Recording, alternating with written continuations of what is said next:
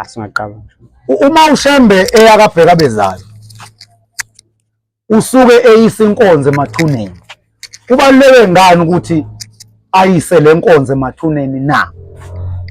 Ingoba umuntu mase ehambile emhlabeni uyakwazi ukuthi mase engcwatshiwe ahluleke ukunqoba ithuna. Angakwazi ukunqoba ithuna. Umuntu indaba yakhe uma esehambile emhlabeni iqala ethuneni. Qala nje ethuneni lakho umuntu mase ehambile emhlabeni. Ma usuke uShembe ke ehambisa le nkonzo usuke eyonyakazisa amathambo. Anyakazile nje izolo. Yebo. Njoba bempheki wawo nje. Anyakazile. Nongangenanga ezulwini, nowangena ezulwini, nosejele, anyakazile amathumba akhe ngoba ubewageza. uShembe ukwazi ukugeza umuntu amgeze ngolimi. uShembe ukukhuluma nje ngolimi. Ulimi lukaShembe luyinsipho. Liyakwazi ukumgeza umuntu, akugeze nje uShembe lapho engakuthintanga nangesandla, akugeze nje ngolimi ngento azoyikhipha emlonyeni kuye ngoba yena elakhe izwi akuselona la emhlabeni, ngoba yena elakhe izwi alifani nelabantu. Ungaze umuntu aze akuthinte ke uShembe akamthinta umuntu ngesandla. Ma eze uShembe wamthinta umuntu ngesandla, lo muntu unenhlanhla enkulu kabi. Njengoba kade lapha ya kabheka bezayo izwi afike kwalikhuluma phezulu kwabo. Ufike wakhuluma izwi ekuyilona lelazo belikhuluma belizwakala esihogweni, belizwakala emajele, belizwakala ezulwini. Ngoba yena into ayenza la emhlabeni yaziwe ezulwini. Ayikho uShembe into ayenza la emhlabeni engaziwe ezulwini. Ezulwini uzwa kuthiwa nayo inkosi ithi, nayo inkosi ithi, kushiwo ezulwini nayo inkosi ithi. Ebekhuluma yena la emhlabeni ngoba unguNkulunkulu uzenzile ngolimi lwesilungu u-omnipresent, ukwazi ukuba sey'ndaweni ey'ningi ngesikhathi esisodwa. Wayiphinda leyo kuba sey'ndaweni ey'ningi. Mhlawumbe khona indaba noma nje mhlawumbe lapho ungahlulela khona usithi Fahla ngendaba yakhe uShembe ethe khona lapho ephinde ebe kwelinye izwe noma indaba ethi ayibe kanjalo nje kodwa ekuthuthukeni kwamaNazaretha eGauteng this year ngoFebruary inkonzo yayiphethwe umfundisi ngithi umNdebele. Wayengaphumile ubaba enkonzweni yasekuseni kuleyo nkonzo. Lento angazi ngizoyibeka kanjani. Wayengaphumile enkonzweni yasekuseni. Abantu abasekuthuthukeni ngalolo langa nangalolo sabatha babazi ukuthi usendlini. Nkosikazi thize ezweni lakaMaphumulo iyahamba iya la kuhlangene khona abagcotshwa bakaMaphumulo kuleyo ndawo abavangeli nabefundisi behlanganise khona shuthi into eyayujikelezo like ngoba bahlala befundisi nabavangeli nabashumayo kuhlanganiswa amathempeli. Mhlawumbe uthatha amathempeli awu-20 kuzothiwa kahlangane ethempeleni elilodwa oshaya uthando, mhlawumbe kwakhumuzi kaShembe, mhlawumbe kulungiselela ukuza kaShembe. Nkosikazi thizeni ke ezweni lakaMaphumulo. Ngisayifuna le nkosikazi ngoba indaba yayo bayilethile kimi.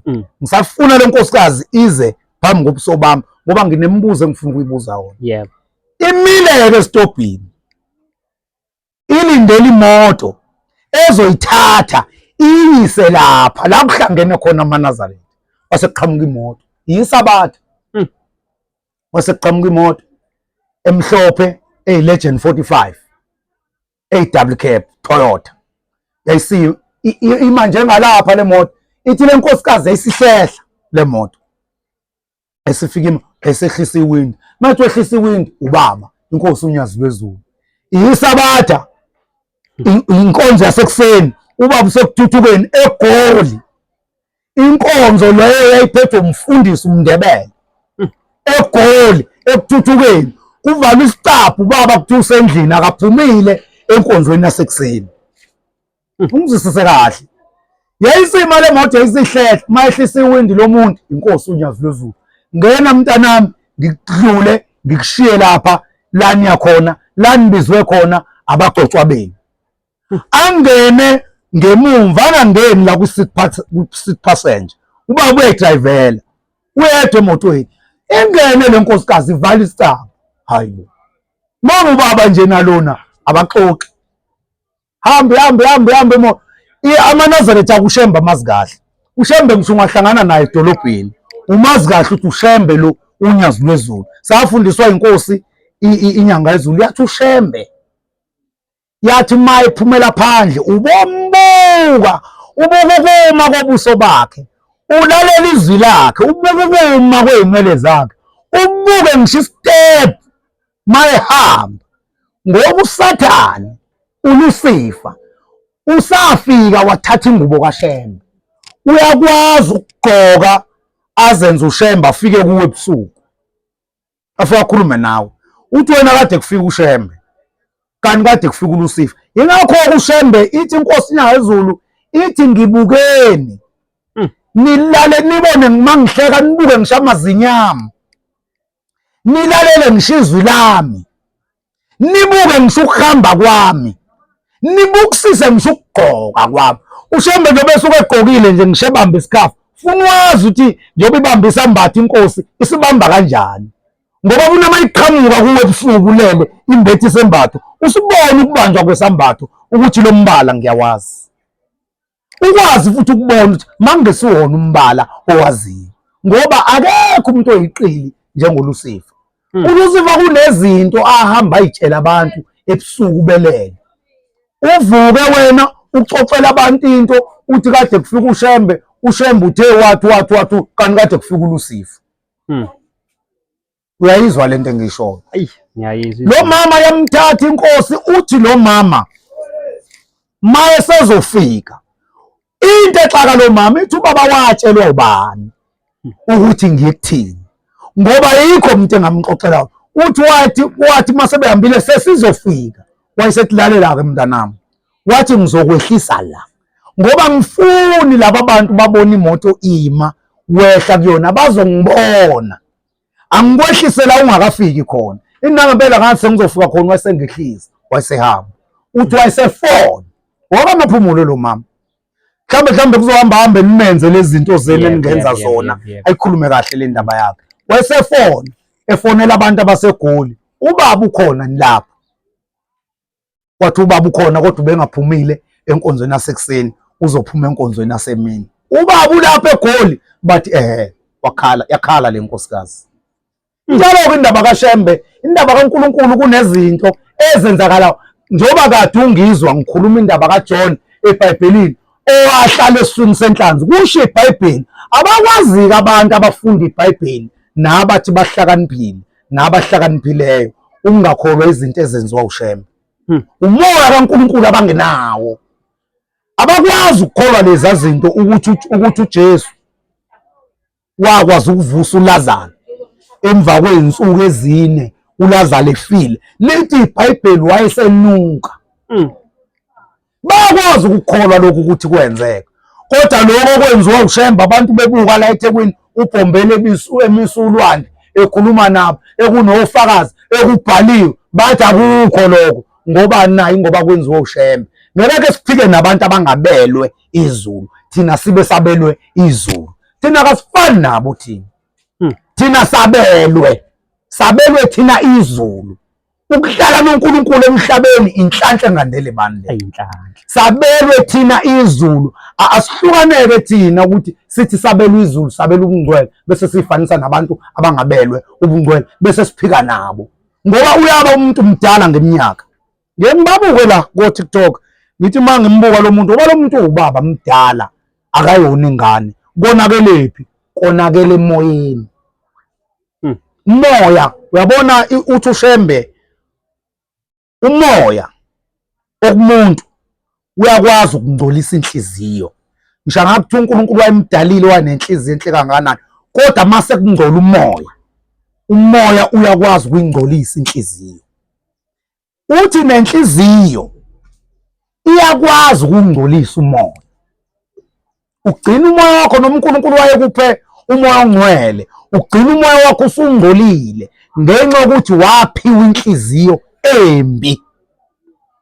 Manje ke funa abagada abantwana bonyaza amanazeta ayingcwele ukwenza ama-debate nabantu abayizingane ngokukholwa, ngoba ukukholwa akuyingamnyaka ukuthi umncane noma umdala. Nkosi uJesu uyaqala ukwenza imisebenzi yasezulwini ina 12 years. Ngike ngezwa mina umfundisi weyinkonzo ethi yena mdala yena kunoShembe, uShembe ingane ubala iminyaka, kodwa lo mfundisi ungumKristu ukhonza uJesu. uJesu waqala ukwenza imisebenzi yasezulwini eyenza empungeni ena 12 years.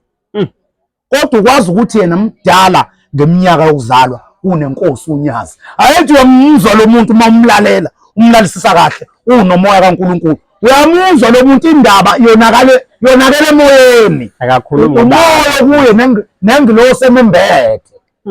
Manje ke yonke lezi zinto abayikhuluma lapho ngoShembe balekelelwa izingilosi ezibambethe. Uma ke wena uzwa kobhekana nalowa muntu ombethwe ingilozi ebucayi kaLucifer, ake kuthiwa unayo ke wena ingilozi ekwembethe, uzoba njani? Awuzophuma nima kaNkulunkulu okuwe. Awuzobuya kulaba bantu ubuye usuza la kuthina size sikhulumela. Uyabona kunabantu ababekholwa kuleli bandla, abanye baze bagcotshwa, baba ngabagcotshwa, kodwa namhlanje bakhuluma olunye ulimi ngoShembe. Kodwa ugcobo lwabo lokuqala, angifuni ukubasho ukuthi obani, kodwa ugcobo lwabo lokuqala bagcotshwa uShembe.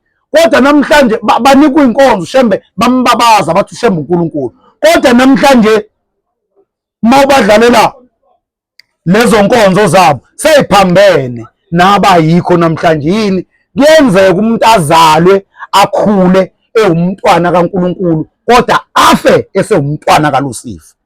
Ngoba indaba inakala khona la sihamba siqhubeka, uhamba ubutha yonke into, ngalesikhathi uhamba ubutha yonke into uyigcina la kuwe. Yingakho nje uShembe asha umthetho ukuthi ikholwa umuntu ongumNazaretha ongumntwana kaNkulunkulu akumele azonde omunye umuntu.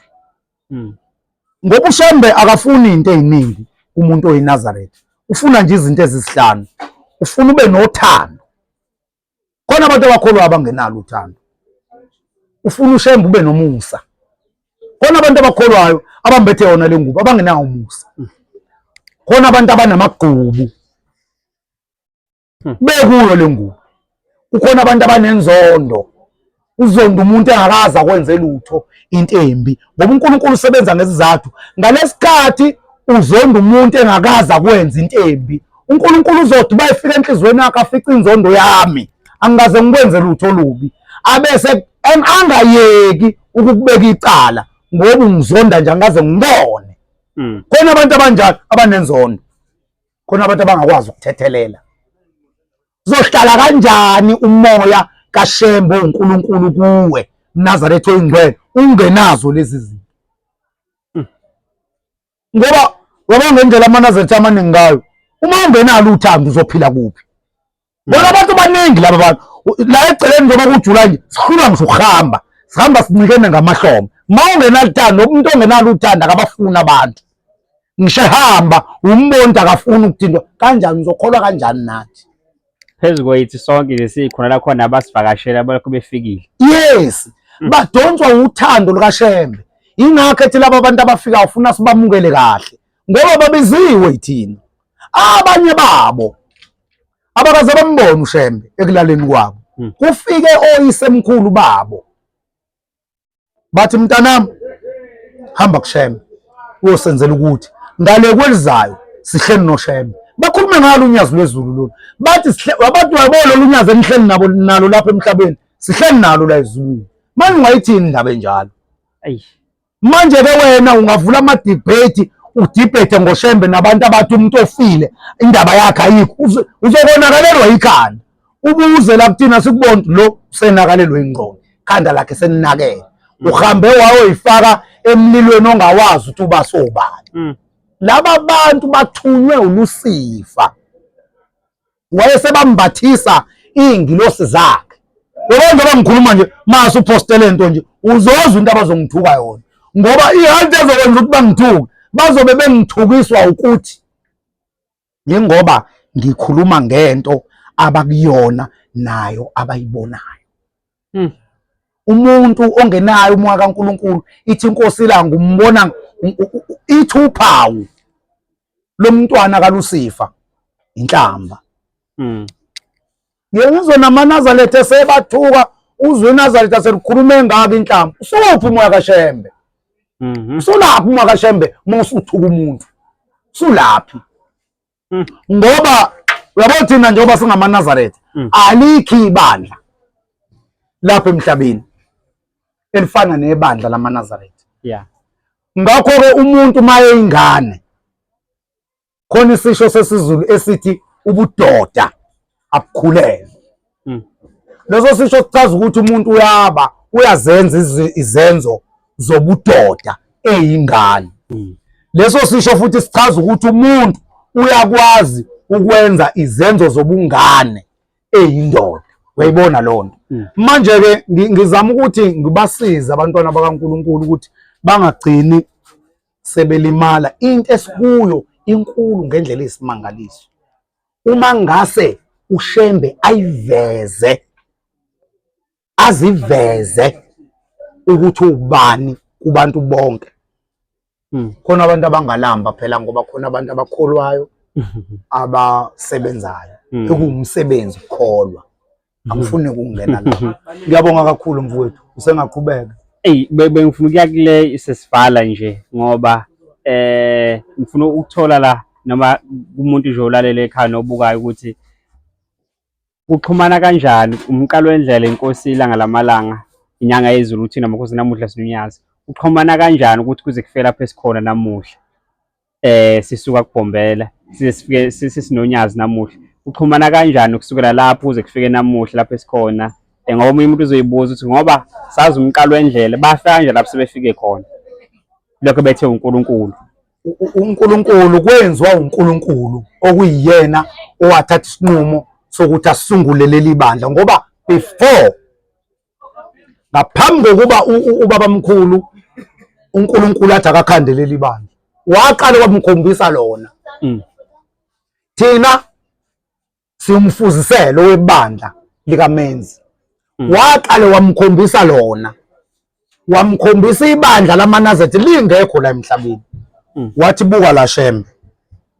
Babamkhulu uyathandaza. Enkwalini ezweni lakubo eNtabazo. La endaweni ayemkhethele khona ukuthi athandazele khona. Wathi indawo ehlambulukile. Mayethandaze lapho uBhombela isitimela samampondo. Ucimele. Selithi lelizwi Shembe vula amehlo. Uyavula babamkhulu amehlo. Uthi phenduka, uthi uNkulunkulu phenduka ubheke emva kwakho. Manje uyaphenduka ubabamkhulu ubheke emva kwakhe. Ubona into emhlophe.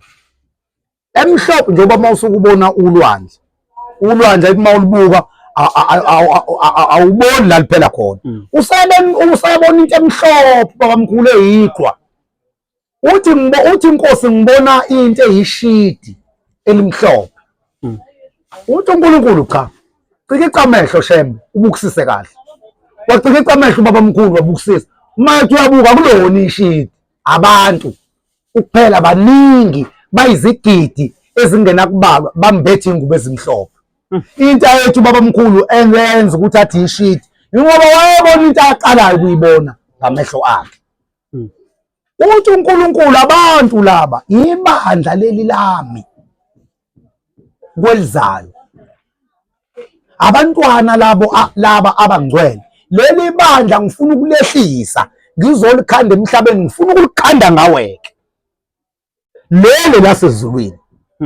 Ingakho mhla kufika umqhele lo ofakwe ekhanda ngesabatha nangomdedele noma kuhanjwa phansi. Mhla ufika lo mqhele kuleli bandla inkosi inyanga yezulu yabizwa ezulwini.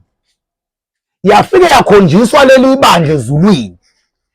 Limbethe inhla isuthi ifaka imqhele. Kwase kuthiwa uyababona laba bantu. Inhla isuthi la ezulwini isifaka umqhele. Ithi inkosi inyanga yezulu kwakuyegolide. Wayesebuza umbuzo. Wathi kwa wena ke njengoba sakuthuma ukuthi emhlabeni hola leli bandla elisemhlabeni, uyathanda yini noma awuthandi yini nelakho ibandla ligqoke kanje? Inhla isuthi ifake imqhele emakhanda, ithi inkosi inyanga izulu, ithi inkosi inyanga izulu, ngifike ngavuma ngathi ngiyathanda, ngakho ukusuka namhlanje emakhanda fakani imqhele.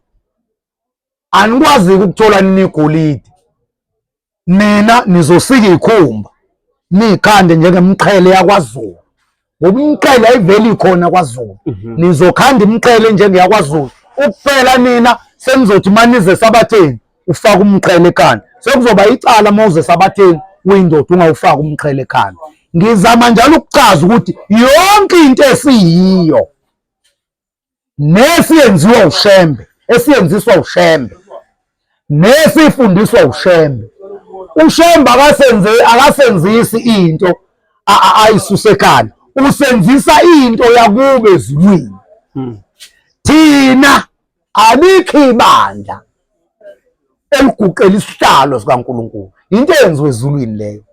Alikho ibandla elinesihlalo sengilosi yesabatha ngaphandle kwebandla lamaNazaretha. Thina sisentweni enkulu engachazeki, nathi siyahluleka ukuyichaza. Asingaphazanyiswa-ke abantu abangekho kuyo, bathi bazama ukusigxeka-gxeka. Wangeke uShembe, bantwana bakaNkulunkulu, Shembe uhlakaniphile, akekho umuntu ohlakaniphise kukaShembe emhlabeni. Wangeke uShembe abhale la mazwi engizowasho. Abafowethu nodadewethu bayawuzonda umoya wami. Vala Nkosi indlebe zami ngingalizwa izwi labo. Wangasho uShembe abafowethu, masho njalo ethi abafowethu, esho abafowethu bakithi kwaNcube. No, washo yona lento esiyenzeka manje, ukuthi abantu bazoyeka iy'nkonzo zabo abakholwa kuzo, basonta nangesonto, bafunda iBhayibheli, benza zonke izinto, kodwa sebeyekile manje ukushumayela ngoNkulunkulu abamkhonzayo. Sebeshumayela ngoShembe, bagxeka uShembe kulaba abantu uNkulunkulu abathathe wababeka phambi kwabo, wathi ababaniki izwi likaNkulunkulu, abasabaniki izwi likaNkulunkulu. Sebekhuluma ngonyazi manje, sebegxeka unyazi nje. Ababona, abazi Nkosi yami, abazi, bayizingane ngokukholwa, abazi ukuthi njengoba begxeka unyazi kulaba bantu, phakathi kwalaba bantu abasuke bekhuluma bephambi kwabo, nalabo kuthathwa lezi nkonzo abayishumayela bese yifakwa ko-Facebook, zifakwe nako-TikTok, zifakwe nakuma-groups o-WhatsApp, ababoni bona ukuthi bona abandisa ibandla likaShembe. Ngoba ngalesikhathi begxeka unyazi, bethuka unyazi, uyabona ngisho ukuthi usindisiwe, uthi awukholelwa ikumuntu osefile, kodwa ngeke uze ukuvale, ngeke uze ukuvimbe, uthanda ungathandi ukuthi umuntu wakini ongasekho afike kuwe ebusuku ngephupho. Ngeke uze ukuvimbe lokho, ngeke futhi uze ukunqamule. Ngeke uzokunqama. Uyathanda uthanda, bayafika abantu basemakubo ukuphela, abanye bavuka baxoxe, abanye bathule, abanye beze la kuShembe bathi Shembe kade kufika ukhokho wami wathi amyalela uShembe ukuthi fanele enze njalo, akuqhubeka ayibuyelele enkonzweni yakho. Uthi uyakhuluma nje wena lapho kumuntu wakho omphethe ugxeka uShembe, lo muntu uyamazi uShembe uthi uyini. Excuse me, nje into mawuyigxeka usuke uyitshala enhlizweni yomuntu. Yingakho uShembe ngisho la emaNazaretheni ethi kunezono engafanele kukhulunywe ngazo phambi kaShembe, athi kunezono engafanele kukhulunywe ngazo makukhona iladi. Uthi mawukhuluma ngalezo zono usuke uyitshala, usuke uzandisa. Manje nabo njengoba memShembe nje bememthuka nje, awukwazi mawukholwa unomoya kaNkulunkulu ubusa ngaphakathi kuwe. Angiphinde lento, awukwazi mawukholwa wangenwa umoya kaNkulunkulu usubusa kuwe. Hey, khona abantu into abangayazi ubumnandi bokunamela uNkulunkulu, into enkulu kabi leyo. Enhlizweni yakho nje nasemoyeni wakho ube umuntu onamayo, anamele uJehova. Awukwazi-ke uma ukuleso simo usuze wagcotshwa, wawumfundisi, wawumdikoni, wawumbhishophi, kodwa ukwazi ukuma phezu kwabantu abangaphezu ka-50, ukwazi ukuthuka umuntu onjengoShembe landelwa abantu abangaka. Awukwazi. Manje umoya kaNkulunkulu wakungena kahle. Manje umoya kaNkulunkulu wakungena kahle. Ungangenanga umoya kaLucifer, awukwazi ukuthuka unyazi. Unyazi lihlonishwa umhlaba wonke. Even phesheya kwezilwandle. Lukhonzwa ibandla lamaNazaretha, ipopular yalo, abantu bangaphezu ka-10 million. Awukwazi ukuthuka umuntu onabantu abaningi kangaka abakholelwa kuye. Mawusile kahle ekhanda, unomoya kaNkulunkulu, inhliziyo yakho ibuswa umoya kaNkulunkulu. Kodwa uyazi into ezokwenza ukuthi uthuke uShembe yini? Uzomthuka uShembe mawunomona, ubuka leli abandla, ubuka laba abantu, unomona ukuthi lo muntu ngoba umuntu kimi ukwazi kanjani ukulandelwa abantu abangaka. Indaba inomona. Ayikho into eyinkinga njengenhliziyo. Abantu abakholwayo abaqaphela inhliziyo. Inhliziyo ingozi kabi, ngoba inhliziyo njengoba ngihlezi lana nje, inhliziyo yakwazi ukuthatha ikubekela ufise ngakuthiwa uwena okhuluma la. Isabe nami ngiyiChiefs. Inhliziyo njengoba ngifakele jacket eChiefs. Inhliziyo iyathanda engathi ngayibona le jacket ihlezi phansi ngiyithatha. Inhliziyo iyinkinga, into eyenza ukuthi abantu bathuka uShembe umona. uShembe unebandla elikhulu, ingoba uvele ezulwini. Abazi ukuthi njengoba benza lento nje belokhu bekuthukana noNyazi, bemgxibha ngenhlamba, ibona abandisa ibandla loNyazi. uShembe uvele enze nje ahamba ekokhokho babo, athi ingane zenu zingalahleki, zimelwa idimoni, isonto nesonto. Bafika okhokho abantu athi umuntu mina kade ngiyiRoma. Bonke labo bantu abagcwelela banenkonzo kade besonta kuzo, bayishiye khona uShembe ethukwa kanje. Ngoba uShembe akasebenzi ngokuthi ngikhulume nje, njengoba ngikhuluma nje ngishumayeza umuntu. uShembe asebenzi kanjalo, uShembe akabaguquli kanjalo abantu. uShembe abantu ubabuka yena, ambone lo muntu uthi uyamthanda, amthandele indaba yakhe, bese etshala uthando lwakhe enhlizweni yalowo muntu. Akekho umuntu onamandla okuvimba uShembe mefuna ukuya kumuntu, noma ngabe imuphi. Akekho. Noma bangakhuluma bamthuke benze zonke izinto, ngeke kodwa beze bekwazi ukuvimba indlela ehlana ezulwini asebenza ngayo. Ngeke beze bekwazi. uNkulunkulu futhi obukuye ngeke beze bebuthathe, ngisho sebethanda, ngisho bangamthuka ubusuku nemini. Thina sinomoya kaNkulunkulu, leyo nto ingena ngapha iphume ngapha, ngoba thina uShembe siyamazi. uShembe thina simbonile, sizalwe sakhula, thina sakhulela kuleli bandla, kwanezinto esizigxekayo, kodwa ngoba uShembe wasithanda, wasinibuyisela impendulo zalezo zinto, sasesithatha isinqumo. Ngakho mina ngilandela uma, kodwa manje uma akekho nje la, khona mina. Indlela engithanda ngawo uShembe akuselona lo luyathanda engalifakwa uma, sekuwuthando olusuka kimi nasengilosini yami. Manje akekho umuntu ongangisusa mina kuShembe. Akhuluma nje ngomlomo, ithi inkosi inyanga izulu ningaboyisabi inhlamba. Inhlamba ukudla kwethu thina boShembe, ngoba njengoba ngikhuluma nje ngisho ngithi bazongithuka, uma wayiposta nje lento bazongithuka, kodwa leyo nhlamba ngeke izinamathele kimi, ngeke izifike ngisho endlini engihlala kuyo. Iyophelela kuTikTok nakuFacebook nakuWhatsApp, ngeke izifike kimi. Ngeke futhi izikwazi ukukhipha umoya okimi, ngoba lo moya okimi ngawuphiwe uNkulunkulu. Ngeke izikwazi ukukhipha. Manje-ke abantu khona into abangayazi uthando lukaThixo. Uthando lukaThixo uthi umpostoli Paul uthi uthando lwizinto zonke. Uthi aluzikhukhumezi, uthi aluyidumisi, uthi kepha lithokoza ngesiminya.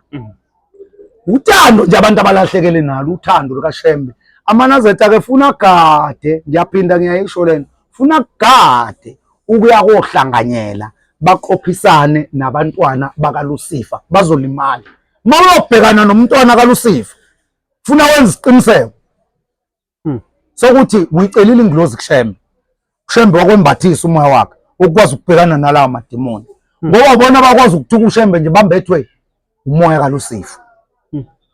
Uyabona akwazi ukuthi inkonzo nenkonzo oyishumayelayo uma umuntu esuke ephethe inkonzo usuke ephethe isitsha esinamanzi angcwele azowaphuzisa laba bantu ashumayela kubo ukuthi laba bantu lamanzi angcwele baphuze lamanzi angcwele kuze babe ngcwele. Awukwazi ke kulawo manzi ungafaka igama lokuthuka umuntu okwenye inkonzo ongekho lapho. Uyayibona nje nawe lento, uyayizwa nje lento ngiyikhuluma ukuthi abantu abathuka uShembe abayeke ngoba badlala ngesikhathi sabo. Ngiyabonga kakhulu babukeli emakhaya. uNkulunkulu anikhumbule anibusise. Siyabonga. Siyabonga mshumane Nkosi. Baba.